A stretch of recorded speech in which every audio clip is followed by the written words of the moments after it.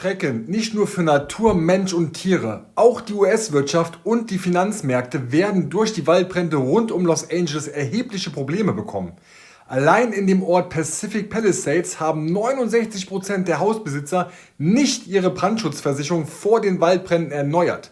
Insgesamt werden die Kosten der Schäden mit 0,55% des Bruttoinlandsproduktes der ganzen USA beziffert.